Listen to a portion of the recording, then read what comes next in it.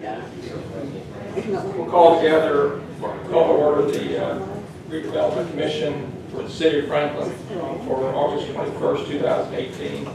We'll start off with the roll call. Paul Bunin here. Brian Debbie's going to be absent today, as well as Keith Fox. Bob Hugin's here, Danny Vaught here, and Richard Wirtz here. Okay, we have 3 of the 5 voting members here, along with Danny, so I'll declare that we have a quorum, and we'll start the meeting. The first item of business is the approval of the minutes for July 31st, 2018. Make a motion to approve the July 31st meeting. Second. Any discussion? Those in favor of approval of the minutes, say aye. Aye. Opposed, same sign. Minutes are approved. Okay, first item, well, we don't have any old business to bring up, so we'll move to the new business portion of the meeting. And item 5A is resolution 2018-39. That's a facade project for 89 East Jefferson Street. And I think most folks probably know what this is, but in case you don't, we've for a number of months have been working with Linda Burchett and her associates about the possibility of working with her as far as a facade redo there on the corner of Water Street and East Jefferson Street. And I believe you have folks from Duke here. I think we have Mike Duke, Matt is here, and David Bedwell's. You're wearing 2 hats today with the FDC, but I think also you've been working with Linda on another side of this thing. So I think at this point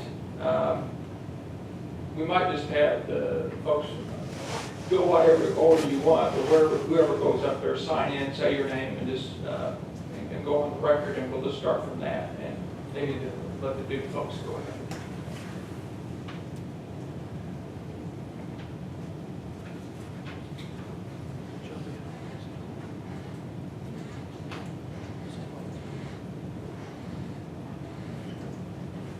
Good morning. I'm Mike Duke with the Duke Homes, and working with Dr. Burchett here and David regarding this project. And as you can see, you've got our costs we've got submitted right there to you, and the facade that we worked with that Danny Causey had previously planned the other year. So we don't actually have specific drawings. We're not been totally hired to spend money to do all that on, but we, by doing what we've done for years, we've had our guys come out. We, try to work with this as a basis for putting together, as detailed as an estimate as we can to try to create something similar to this style. Just using that as our basis. There's some things that's not quite right on it. I just want to be upfront with you on that, and we didn't price it to look just like that because there's no way we can get the transom windows in. Without set up right now with the roof coming down. So we try to look at it structurally and properly to do it to give you to give the area the nice look. So it won't be quite as tall. We'll be sitting down a couple feet lower than that. We will plan on actually having complete drawings done, proper drawings. We'll have to get permits and all that type of stuff, and we can update things at that time. But we do feel like what we have budgeted is going to be really close. I know there's been some questions, brought up, previously about, her expense and so on. It is a pretty minimal job, and we do have in there, as our fee, $25,000, which is pretty, minimal for a job for what we normally do. And there's a question of like what overhead, supervision, and all that type was, what we were hearing, which is just additional fees for having, people on the site, management of the project, and so that we, honestly, we need to make our fees too. So, and I have Matt Harrison here, which oversees all of our commercial projects. Can expand a little bit more what goes into that. So I know that was a question. Feel like what we can do is really do something that will blend in and and look nice in the city. You know, ideally, it'd be cool to just have the big two-story wrapping around right there, but I know that's probably not feasible for Mrs. Frechette and so on. But I think this will create a really nice look and blend into the town, and, you know, we've got the people that will make it work out. Just as a little background for those that may not be familiar with this, actually, we're kind of going back to the original design. It looks like we had thought about and worked with Linda and hiring an art engineer or architect to see what it would take to make the building maybe a full two-story. But what we kept running into, not we, but what you folks kept running into, was the whole issue of footers and where to place the load bearing. I'm not speaking technically here, but You're totally right on. that really ended up being a hindrance, and it ended up requiring it to be a steel structure. And I think the estimates got up as high, correct me if I'm wrong, to $1 million, 1.5, and the RDCs it got way outside what we originally had talked about. I think this kind of brings it back into a project that could be within our sweet spot here. So I think you folks have worked with, I've been working with Linda on this part of it. So yeah, but you're correctly, speaking correct. I mean, that looks pretty, and just an ideal world if you're just sort of starting from new and going up. But we really do need to work with the foundation. Well, she's got a good foundation and base for her building, which we looked at, but we're going to be able to create some ins and outs, how it steps in and out. The corner right there, I think we're going to have a total different look from being just a 90-degree angle. We're going to have it's going to have to clip like a 45, just because the foundation doesn't come out to a corner like that. It clips on a 45, like on the entrance of their interior door, and the other sort of built out over on the concrete. So we've got to work with that to have proper ingress and egress for handicap accessibility and all that stuff at the entryway. But we've got the concept down, what we feel is going to work right, and it will look really nice. But I think it'll actually look nicer versus that. So, we're totally open to any questions, and Matt here's intimate with all the details and pricing, so that's what he receives for us. has there been any confirmation of who actually is responsible for the? Still working. Okay, there's a pending issue, and that is who's responsible for the brick, which is up on the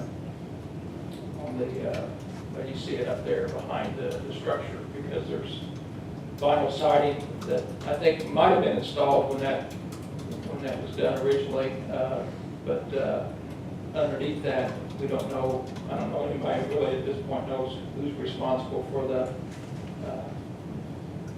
those parts. So yeah, no, it's a good point, and something that we've sort of looked at and raised as well. I think there's in the process to get a survey to know where the line actually is, and so on. I mean, we do not have anything budgeted for anything in between buildings. We're back there, but we do suggest it probably would be something to look into for sure. The way this is going to work this morning is if, assuming we move ahead with this, it'll eventually end up being a public hearing. That's correct, Rob? I have to move it to that. So, there might be questions from those in the audience today. Normally on a deal like this, there is a certain amount of input in terms of dollars by the owner. And we've had some dialogue with Linda. I'm not trying to represent her here, so but you might want to get up and explain that. But this has been you've done a lot of interior work on this, and I think there's going to be additional expense that's going to have to take place on the inside in order to accommodate the new shell that would come in. So we really I don't know at this point what kind of dollars that you've got into this thing. I might point out that when we've gone through this discussion, I think Linda decided early on it was going to be hard to do any kind of renovation and operate your business with all the sensitive equipment around all the dust and so forth that would come up to this. you independently made a decision to, I'm not talking to Linda, and she knows this, but she independently made a decision to acquire the property, which is up on North Main Street, which is the former Vander Tudor site, and has moved in up there. Maybe, Linda, you might explain what your intentions are with the building, possibilities, assuming this gets done. Or even if it doesn't get done, what your plans are. Okay. Okay. We can bring Matt and Mike back up if we need to. Good morning. Linda Frechette. And basically, when the group came to me, it's probably been about 2.5 years ago now, and had approached me about would I be willing to play ball to make our building look more like the other buildings in the downtown, to go for a more unified historical look. And I said, absolutely. I'm all about Franklin, always have been here 38 years. And when we were talking with Danny Causey and Neil Dixon, the architect, the decision was made that it would be impossible to redo the building in any way, shape, or form and us still be in there working. So we had to look for initially just a place to either rent for 6 to 12 months while this was being done, or to find something to purchase and move. Rent was, we couldn't find anything really big enough and suitable enough to rent. Then the idea of moving all of that equipment, rental scanners, etc., and then moving back sounded like it was just a little bit out of the realm. So we were fortunate enough to find a property to relocate to for the time being. So that's the whole reason that we relocated in the first place, was to try to cooperate with this project. As far as our plans, we plan to keep the building. We do not plan to sell it. We do not plan to flip it. We even have thought about some of our operations coming back downtown, like a nice sunglass shop.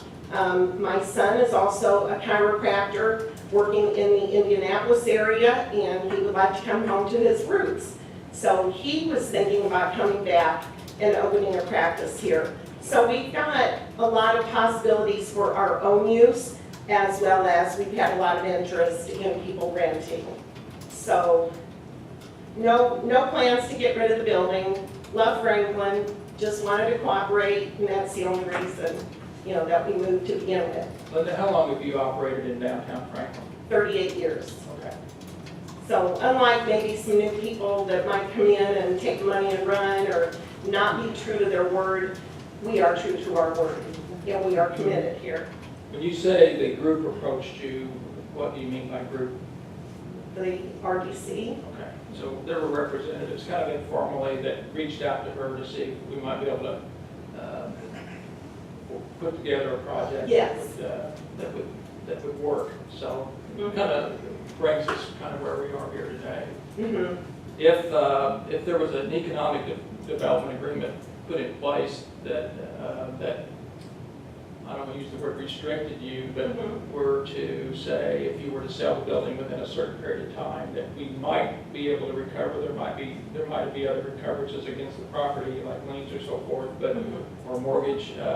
But you would not have an objective if we were to at least consider some type of fallback or something. Not at all, because like I said, I have no plans to flip anything or sell anything. I mean, I would like to hang on to that building for the long term. Okay.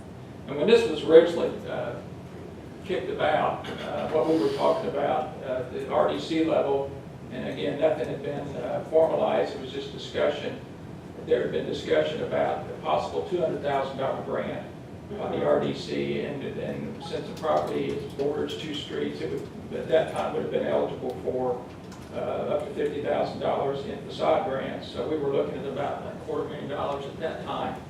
What's a little different today is that we could still go that route. However, I'm not sure that the FDC has the funding currently at this time, I look at Krista because she kind of keeps the records for the FDC.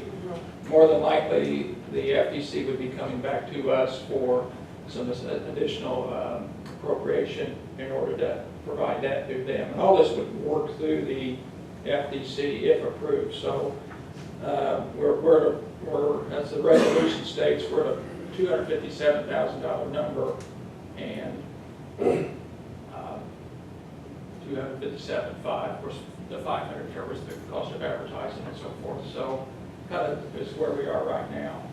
And again, I'll put it out to the RDC members to ask any questions, and yes, while we have these folks here. Before we open it up. I've got 3 questions. Sure. I'll ask the first one is,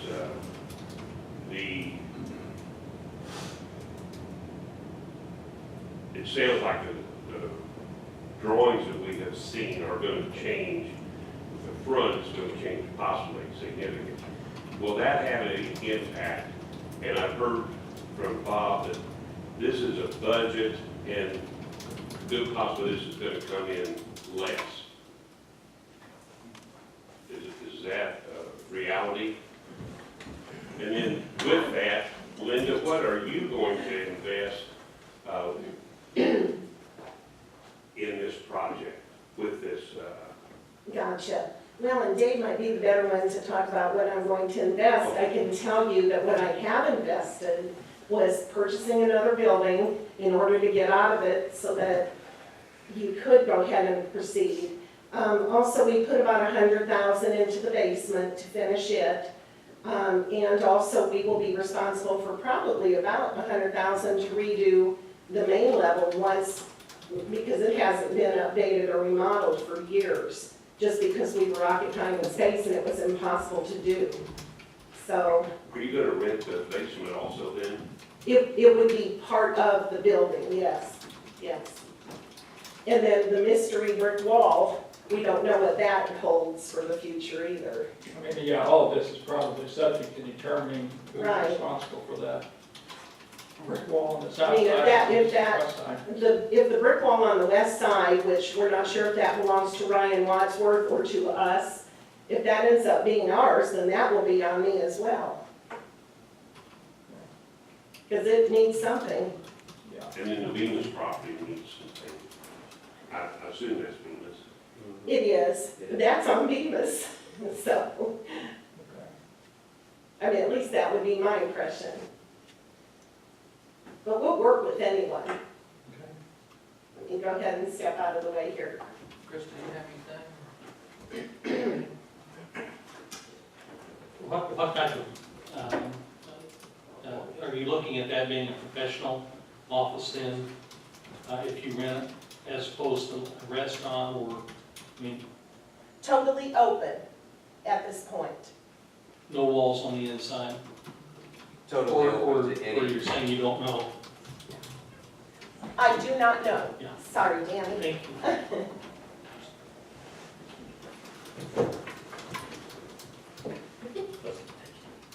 Let me address Mr. Workman's other question as well.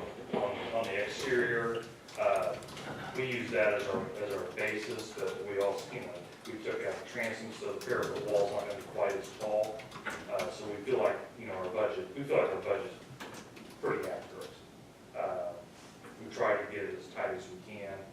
I'm not gonna say that, we might not save a few $1,000s. And we'll, once we get the updated plans, we'll be glad to, totally resubmit, final budgets when it's all done. But, we also didn't want to come back and, and say it's not more as well. So try to get as accurate as we The supervision, overhead, and management, I assume that is to take care of due. And the profit is a separate item. do. Yeah. And then the contingency. In business, I know we always throw in a contingency fee, but I'm sure there's going to be a lot of unexpected things. Yeah, and we try to keep that, I think it's 5,000 if I remember right. We try to keep that pretty minimal, but you don't know what you get into, and you really start getting down to the structure where you can't see some things, and then making sure we're you know, we're totally appropriate what we're doing with the handicap accessibility entry and all that type of stuff coming back, but again, we try to keep that really, really tight, not sloppy on the bid originally. And in the pictures with the landscape, you've got $3,000. Is that to conform with the rest of the downtown beautification that we've done? Yes, I mean, my intent on that was to just blend in with the neighboring buildings, so each neighbor more or less has kind of a planning area in the front, so, I believe I had, you know, part of the masonry cost was some brick pavers that kind of outline the landscaping, section, and then just simple, you know, mulching plants or whatever is needed in the landscaping, but that was what that was considered for. When there was a recent meeting, and we're always careful not to make sure we violate any open door laws, but I was in a meeting in which Matt was there and Linda was there as well as Krista. Matt, we talked about really today, you folks from a timing standpoint with weather and so forth, it's kind of it's more and more important that we make a decision on this. But I think once you folks know you're going to do the job, then it would, at least it appears you're going to do the job, then you would be able to invest the time and pretty much know then what you're going to build and maybe a little bit better idea of what the final costs are going to be. Is that fairly accurate? Yes, yes. And I don't know that the cost will go down, but I think you know, it might be good to, you know, look at this in terms of, we're not to exceed this dollar amount, but if it comes in lower, certainly we don't want to have to answer to, you know, why we might go over that. So, but I think what you folks are looking for is a green light, get the thing moving, maybe with some understanding there. Mayor, did you have anything on this? Well, I put you on the spot, but. Thank you, Steve Barnett, Mayor of Franklin. I just think it would be kind of a travesty if we, this is the last big piece downtown to make it match like the rest of it. I know we spent lots of money on facades for the last 5-6 years. And I know we've all agreed, the RDC's agreed earlier that $200,000, or that was the original intent, and to let, and I hate to say it this way, let $50,000 stop the project, it's going to be a big impact on our community. I think would be a mistake at this time. So I know that the RDC's doing a very good job of watching all the funds, where they go, and we've got a lot of infrastructure work we're trying to do on top of that. But I think in downtown, this is the last big piece. I know we got a couple other buildings we're wanting to look at for smaller projects, the $25,000 matching grants and stuff like that. But we did a lot of big projects. This is the last one, so I believe I'm in favor of doing this. That's all I have to say. Thank you. You guys did a good job. Appreciate it. And I just would like to reiterate how cooperative Linda's been through this process, and, you know, we did approach her as trying to bring this kind of missing tooth on the corner back into, you know, we modeled it a little bit after, if everybody can recall what Ann's used to look like and what it looks like now. That was a different building. It had more height to it, even, you know, previously, but that made a huge difference at that corner as well. And I think seeing what happened there is, you know, that incentive to try to figure out a good alternative at this location too. And so I just appreciate you working with us and through all the many reiterations and good faith of, you know, moving out and purchasing another building. And I know that was a big step for you and a lot of work for you and all of your staff. So thank you. And this is not an unprecedented project, as the mayor mentioned. I think I can go back to the Hazel building, in which the city worked with the Bemis group, and it was a similar amount. There's probably was more dollars, but it was also run through the FDC across the street at the property that is the Jeff Street Lounge. I believe that was a $250,000 project. Again, it was one of those that was, I think, benefited the city and a great way to have that building stabilized. This one isn't necessarily a stabilization thing, it's just basically squaring it up and conforming it to what we have in the downtown. One of the things, again, I learned at the meeting that I didn't really think about, my whole mindset has been, okay, that should be a 3-story building when it's done. But that's not feasible. But at the same time, if you go around Franklin and look around, a lot of the buildings are going to be about this size, or this size today. And so it's not something that's going to stick out, but I think it will enhance that corner and kind of complete what we started a few years ago with the Water Street upgrades and just like the mayor said, some of the other downtown projects. This is kind of the final piece of the inner core. So. I'll add something else if you guys. Okay, I yes. just wanted to throw in, I mean, and we understand this is just a concept right here, but once we are released, we know we are moving forward. I mean, it's just extremely important to us as a company. We try to give people real numbers up front. You know, I want to come back later and you know, go to Lynn and say, hey, it's going to cost you another $30,000, $40,000, $50,000, or same to you guys as well. So that's important to us as a company, and you know, I understand you're approving like a concept, you know, based off of the budget now, but you know, we will definitely be submitting, you know, final plans to you and the updated budget as well, you know, to show proof of that. So just want to be totally open book on that. So Mike, do you think it's likely that we're in the ballpark today? we feel like we really are. I mean, we try to go into great detail on this without the best we can that we come up with. Right, and you were We've had our, you know, our people's workforce for years, you know, on the site, and, you know, that's why you see the names of some of our contractors listed on the site, and they've all been there, you know, trying to help us out, so I just want to throw that. Bob, on some of these projects, I know we have had a lien on the project. Is that what you were referring to earlier? Yeah. And Linda, are you receptive if the RDC had a lien on this property for X number of years? Or David?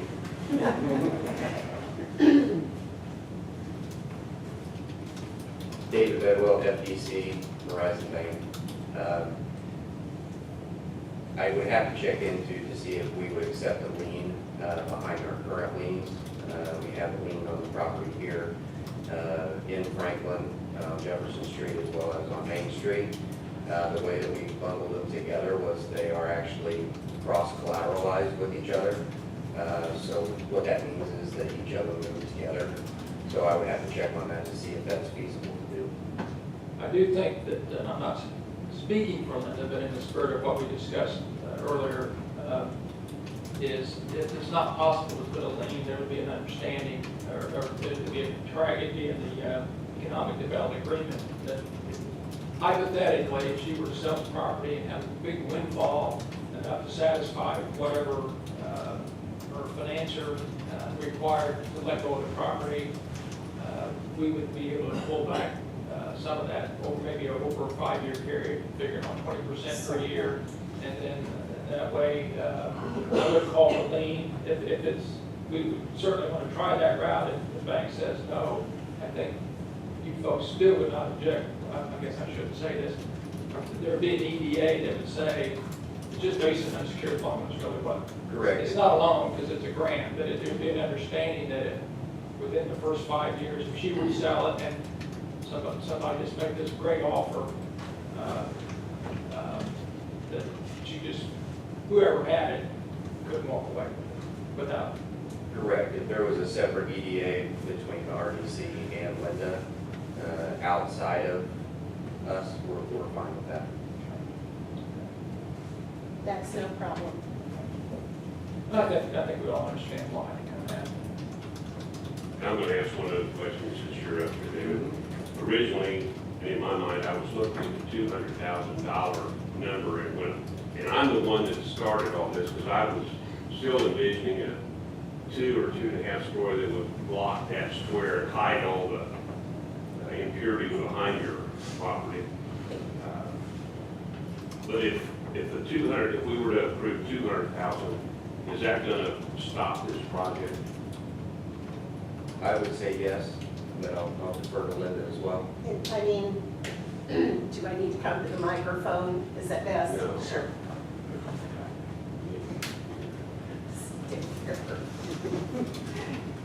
Linda Frechette again. At this point, I would say yes, because it's not just how much I put into the building at 89 East Jefferson. It's what I've done on North Main in order to allow something to happen at 89 East Jefferson. It's also the rent money that I'm potentially losing for several months while we make the decision of what's going to happen at 89 East Jefferson. I mean, I feel like I've been cooperative. How's that for an answer? Okay. My question, so if we were to approve 257,000 today, and the cost coming over that, who's going to be responsible for this? I think if it, my gut feeling is if it goes over 257, it'll probably, could be a deal killer. I mean, the deal would just probably stop then. I don't know that we're gonna want to go much beyond this. I don't know. It If really, it's something substantially over that, I would say yes, it will kill the deal. If it's minorly over that, then I would say that would be on me, and that would not be a problem. so we're not committed for any more than the 257. Is really what we're Is that your saying. understanding as well? Correct. It's a good question. Yeah. Not putting any pressure on you folks. But again, you don't know until you really get in there and Prices are look going at up it. every day, that's the Well, problem. yeah. things are pretty tight right now, I know in the construction business.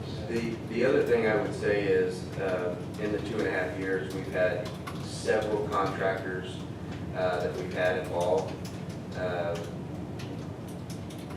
We started with an estimate that was on one piece of paper 2.5 years ago. We then contacted multiple contractors to try and get a quote that several of them just said, we don't want to be involved, we don't want to quote that, or we have too much work going on. Then most recently, a contractor quoted it and charged Linda a significant amount of money to do so. So then, getting to know Mike just recently in the past year and a half, getting him involved, and with his reputation, I feel like it's a really good fit for the city as well as for Linda, but he's working very well within these constraints that we have, in my personal opinion, because we've had, and the person that gave us the initial quote, I can't get a call back from that contractor over the last couple months, so that is how we ended up here with Mr. Duke. Well, Linda, it has been a journey to get to this point, I know that. Well, and I understand, I mean, there's a lot to be considered. Okay. Well, in order to move this forward, the RDC members will need a motion to read this by title only. That way I can open it up for a public hearing, and then I would seek a motion for approval of the grant. Motion to read by title only. Second. Discussion? Those in favor say aye. Aye. Aye. Opposed? Okay, I'll open it up for a public hearing at this point.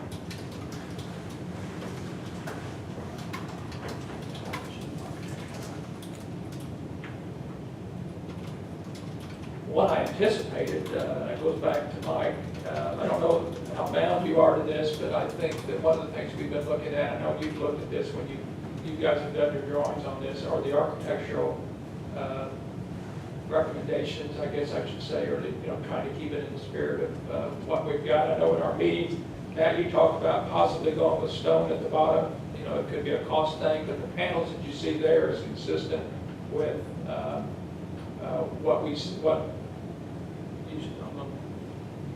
The FTC has a set of architectural guidelines that projects are required to follow through their regular grant programs. And so I think that would be part of the intention for this project. And I don't know how specifically we would want to be, that could all be worked out, I guess, through the economic development agreement. If we wanted to outline better that process of, once you have specific plans and who reviews those and who has to approve those. I know we've set up committees before through economic development agreements as far as, where those have to be reviewed. So we might want to give that some thought as far as how to handle that.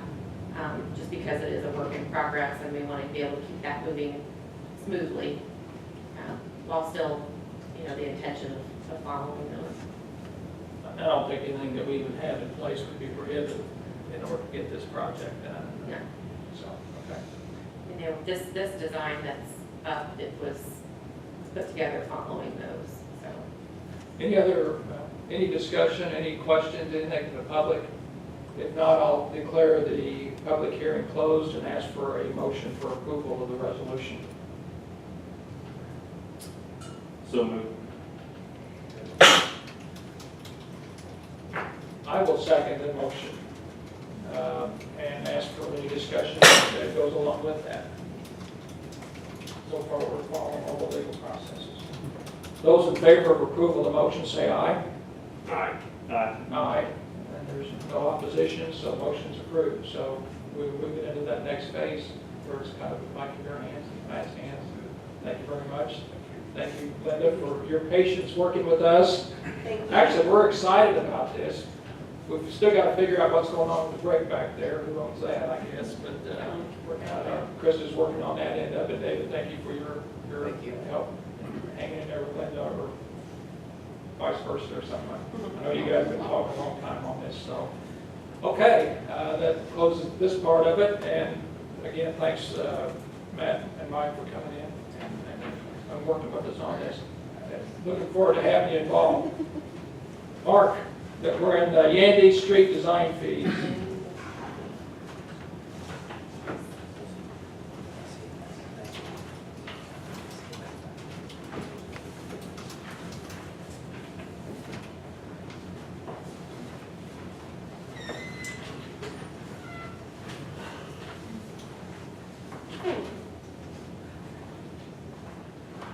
Good morning. For the record, Mark Richard, City Engineer. I'm here to tell you about a project that Planning and Engineering submitted for funding last fall, through the MPO for reconstruction of Yandy Street and a short section of Madison Street. The project limits are shown on the map that I just handed out. From Yandy Street, or on Yandy Street from Jefferson to Ohio Street, and on Madison Street from Yandy's to Depot Street. This project will restore the brick pavement. It will also include lighting, landscaping, drainage. Much of the area does not have any storm drainage at this time, and sidewalks. We are here to ask today that you authorize staff to prepare a resolution and the required legal ad for an appropriation for the design fees. The project is scheduled right now for letting in November of 2021. That's basically about 3 years of design time. It's a little shorter than the normal design process for a federal aid project, because we don't anticipate having to acquire any right of way. So we will have an environmental document that's required to be prepared. We think that's going to be one of the most critical portions of this, just because of the historic nature of the area. It's an interesting project because we want to retain the historic brick pavement. This is really the only street remaining in Franklin that has exposed original brick pavement remaining. So, and a lot of that's been lost. So we have been negotiating with GAI Consultants, an Indianapolis firm.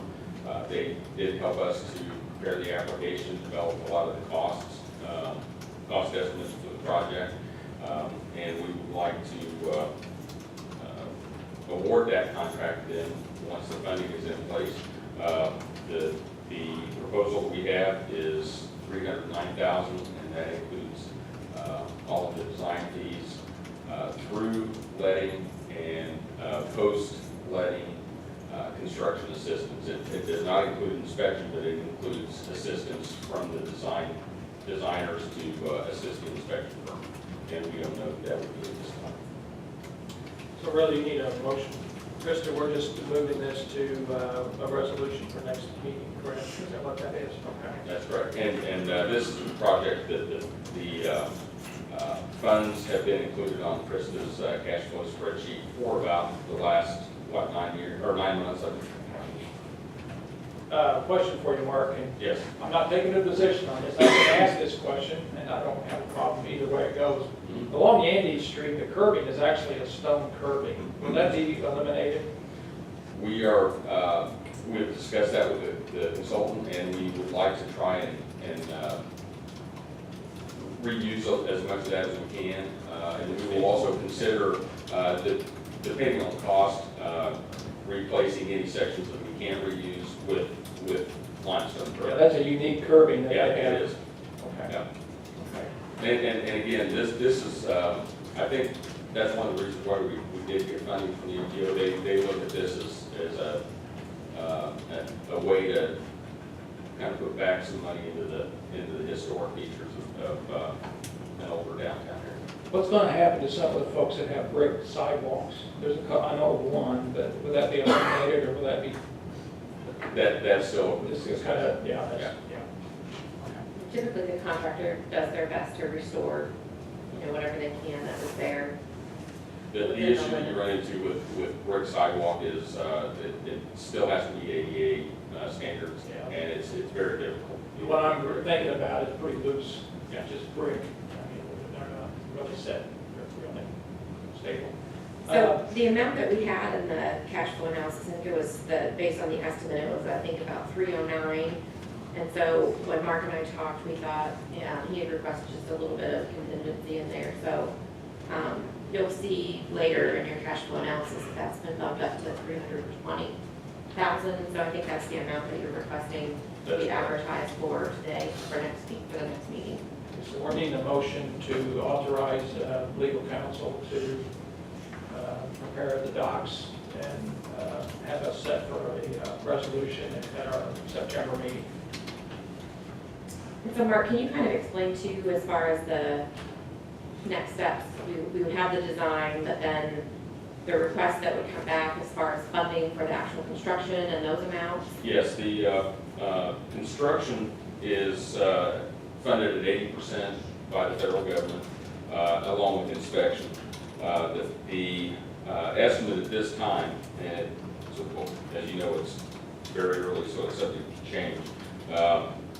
The total inspection cost is estimated to be $248,400. So the local match for that would be $49,700. We would have to pay out the entire $248,400 to receive back $198,700 in federal aid. So there's a reimbursement process for inspection.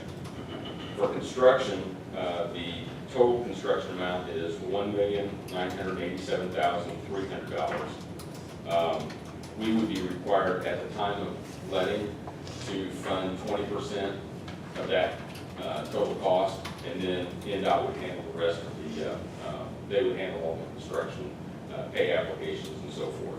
So based on the estimate at this time, the city's cost would be $397,460.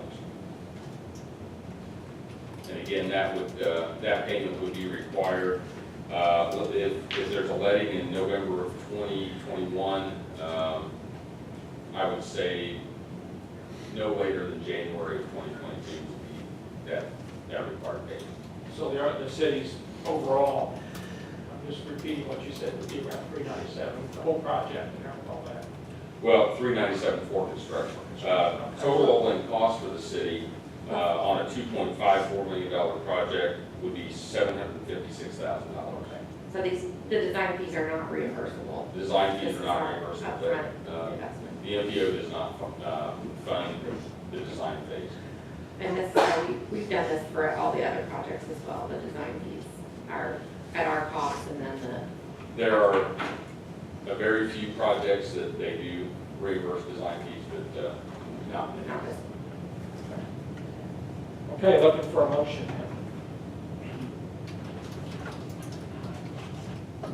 So moved. Okay. I think the motion is to authorize Rob to prepare the documents in order to provide for it'd be for $320,500, is that correct?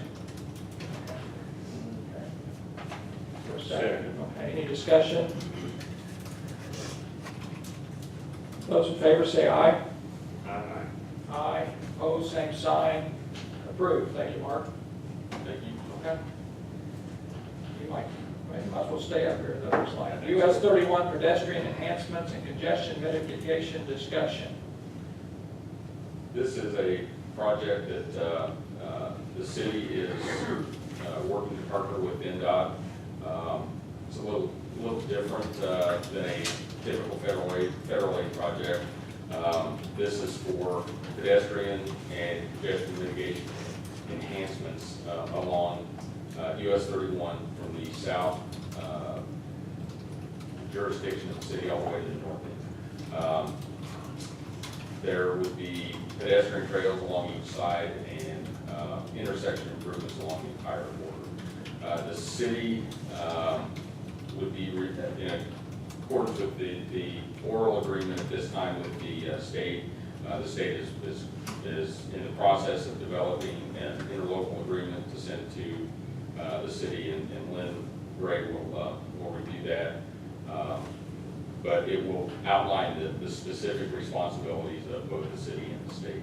At this time, we have agreed orally to fund the design phase of the project, and the state will fund right-of-way acquisition, construction, and they will be responsible for inspection of the project at 100%.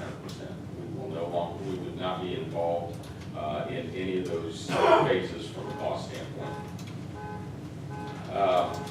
The state has submitted an application for what's called a build grant.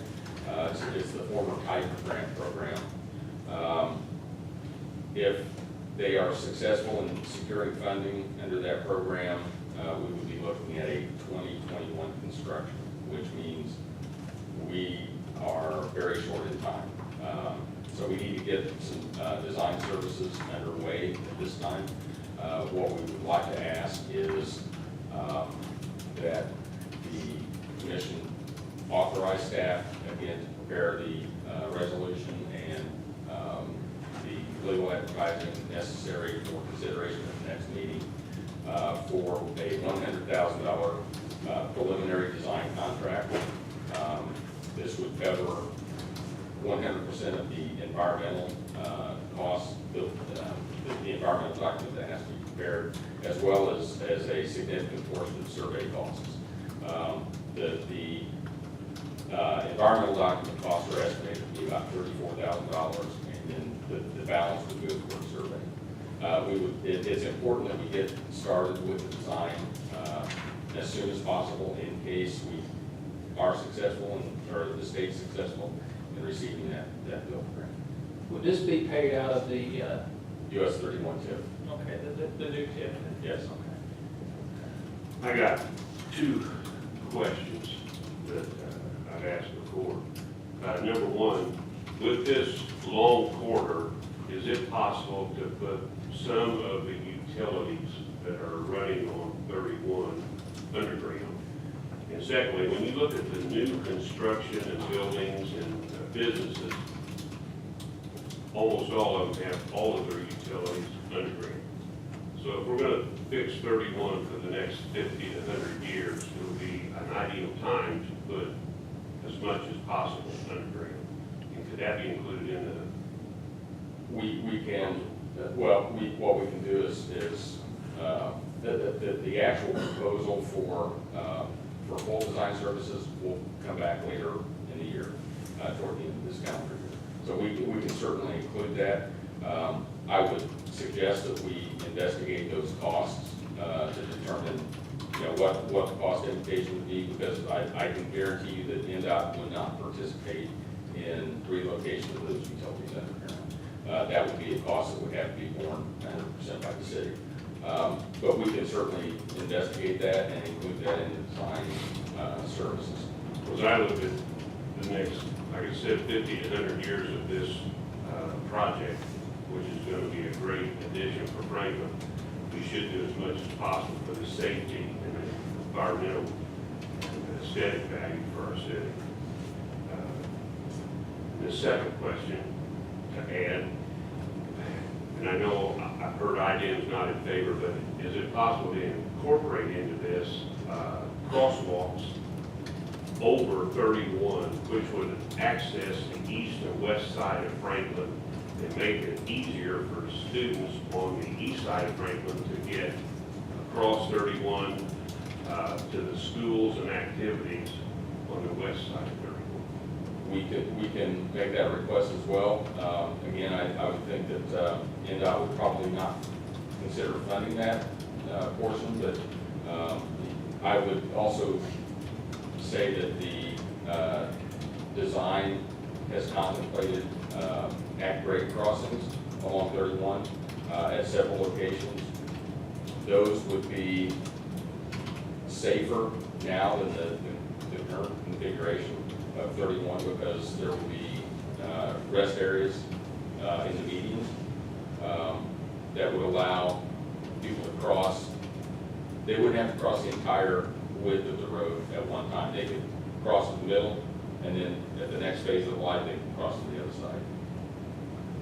Well, I have seen more bicycles on Commerce crossing 31 headed to the high school. And normally it's a group of, I'm going to say 3 to 5, 6 young people who are invincible, and they do get across and so forth, no one's been hit, but there's not much room in the middle, and they have a tendency to try to make it all at once, all of them. We would expect there to be more rest area in the center median because it would be a little bit wider. Do you have an idea, I mean, I just guess, what a crossing is Richard's referring to, just a ballpark on what it costs?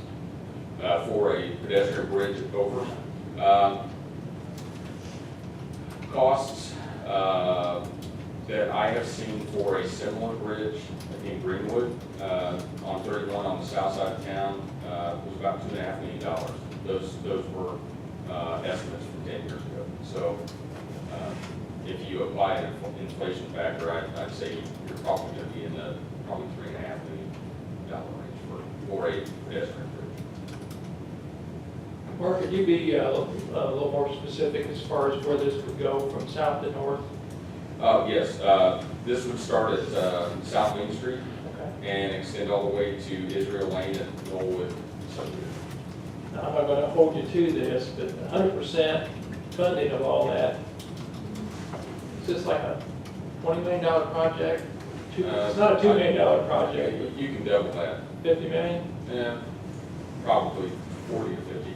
So we would be investing about 150,000 at least at this point. We'd be investing about 100,000 at this point. Okay. And nothing in the future then? I mean, No, we have the remainder of the design fees that we would have to invest. Those typically, on a construction project, range about 10, the design fees range about 10% or more of the construction cost. So we're looking at a substantial investment. This is going to require quite a bit of public input, I would say. So there are going to be some public participation fees and events that are going to have to be held that will probably increase the design costs over that 10% level. So if it were, just say for example, $50 million, it'd be a $5 million commitment that we would have. Of course, these TIF areas that we have will not have that kind of money in those by that point, so we could be looking at the bond issue, That's correct. hypothetically. And 2021, huh? 2021. I've been told that if it happens in 2021, our heads are going to be spinning. Backup is that if the project would happen, most likely over probably a 3-year period, it would be built in phases, starting in about 2023. My understanding is that this is high on their agenda because they're concerned about all the congestion That's correct. along this stretch. Well, for ever time to put a pedestrian crossover for that investment, it would be the time for the city to take a very serious look and try to incorporate it. Several of my constituents have mentioned to me they would like to see that, even if it meant the city paid for it.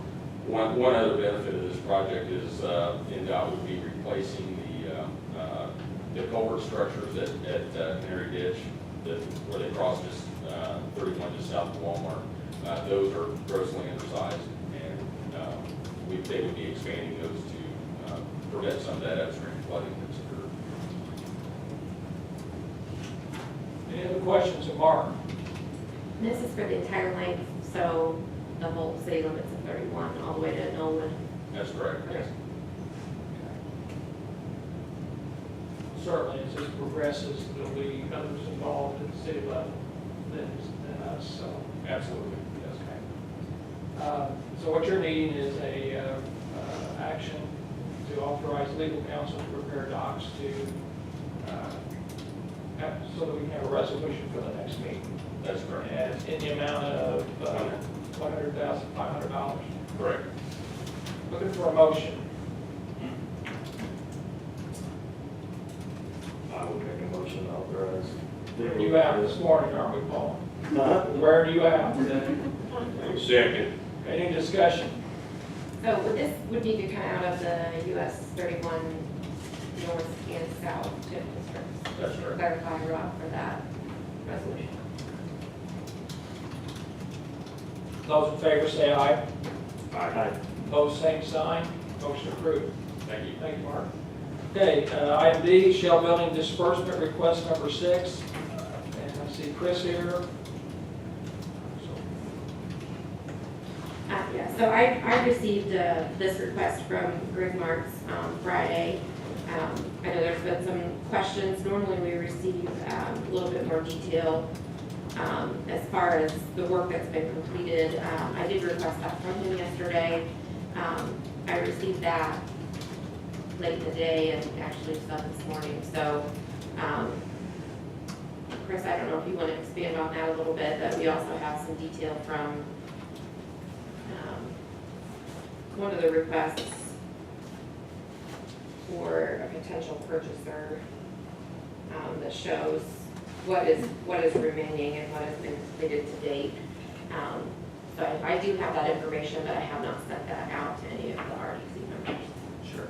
Yeah, so where we're at with the building right now is, as many people have noticed, is we really put it on hold at this point in time in anticipation of a purchase from a prospect. Working with that prospect, we provided them with information for the sale of the building as it is right now. So it's to their benefit to not side the building, and that will allow for expansion of the building. Also, those items that you see there, doing some inside concrete, asphalt, landscaping, electrical, mechanical, those are all things that if we hold off on doing, it allows them to customize and doesn't impede the development of their project. This company has submitted for special exception use on their property, so they are moving forward at this point. With that, we provided them with an as-is price of what the reduction would be for not completing those items. So selling the building in the current condition that it is now. And that savings to the overall project, as we have listed up there, Chris, if you scroll down just a little bit, was at $513,729. So that's what the as-is sale price of the building is. So the disbursement request that Greg sent out was for the remainder of the contract amount that would get us to that number. And the work that had been put in place since our last request, which is detailed in the information that we sent over, is just some limited site work, some additional work on the building itself, some roofing, some concrete around the dock area. We have not, we've held that for the last several months. We've not submitted a disbursement request in that time, so that's what the work is that has been done since that time. Additionally, we had a bill for the retainage too that brings us to that point. We're certainly open to however you want to handle this, if it's better in your opinion to continue this just because of the timing of this information, or better to hold on to the retainage until, you know, something is approved from the project perspective. We're certainly open to it. It's just been several months since the disbursement request was submitted. We had been holding that billing. So we authorize this, Chris, will that increase the purchase price of the property, or is that included in that? Am I missing something here? That would be the purchase price of the property for the, If we authorize this? yes, Okay. yeah. Would you And so the- recommendation, Chris? Go ahead, Chris, I'm sorry. Well, I've been able to see the documentation that was requested, but I know that you all haven't, so, And I have copies of that, if you want me to pass it out, or I don't know. sure. So to do this today, we require a public hearing, and have we done appropriate? But this would be just an approval This of is the just- escrow, come out of the escrow payment.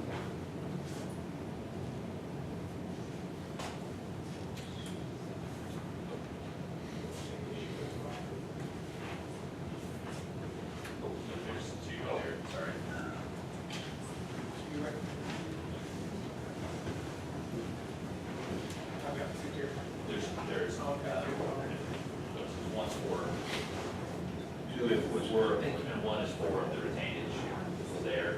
It doesn't include, Great Marks fee, which is included on the file that you have, Krista, on the website. Okay. So this is just the typical information that we submit as far as the construction detail is concerned.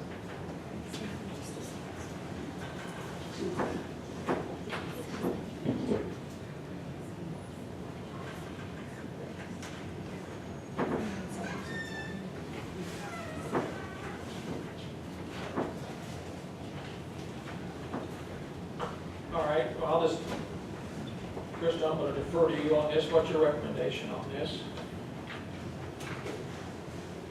I'm comfortable with paying it.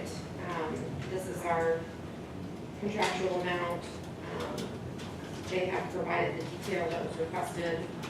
I know you're just receiving it though, so if there's questions with that, I don't know how much. Hopefully by next month, we won't own this building, but That's still ongoing then. that is ongoing, yes. Okay, well, then I'll ask for a motion for approval of the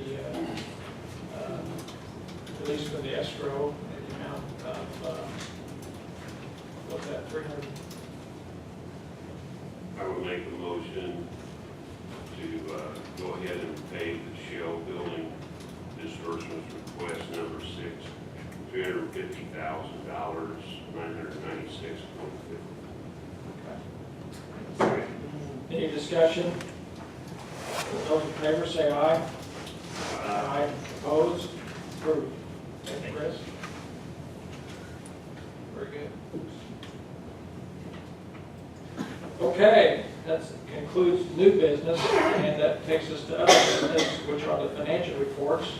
And I'll turn to Chris on these. So these look a little bit different.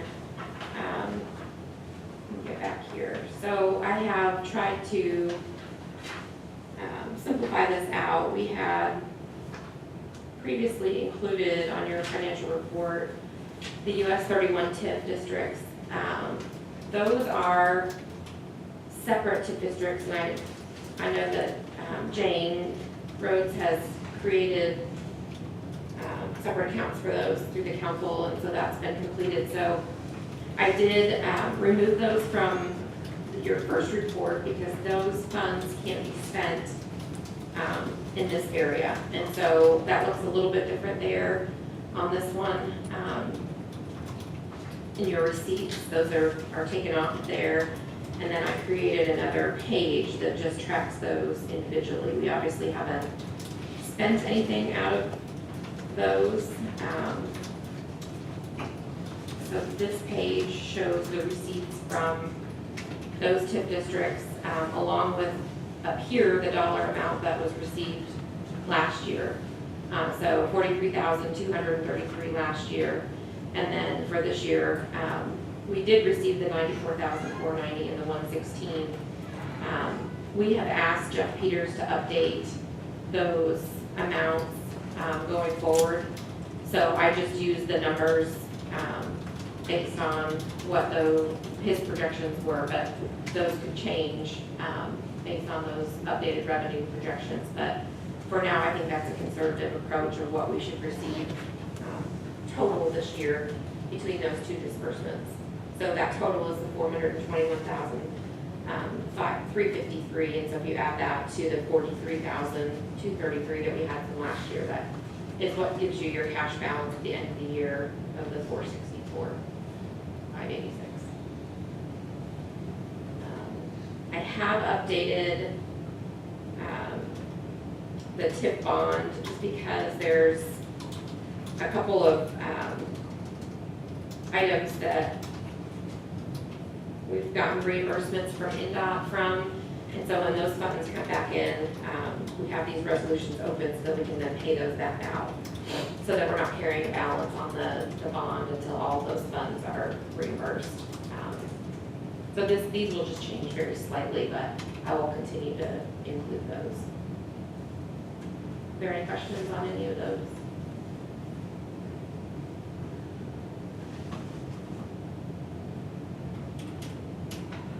Okay, move ahead.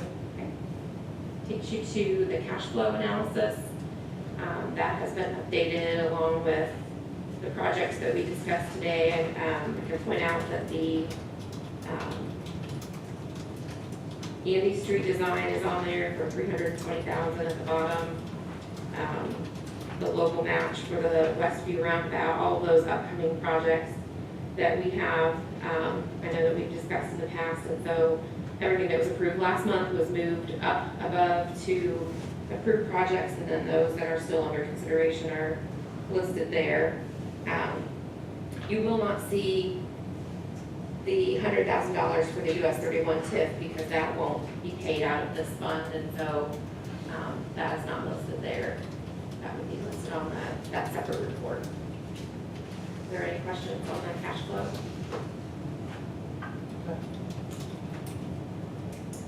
Anything else at this time? Public announcement and comments. Anything? Mayor, anything? We just have people interested in our industrial sites. We're having site visits all the time, and like Krista said, we're looking forward to hopefully shell building doing somebody else's pretty soon. Okay.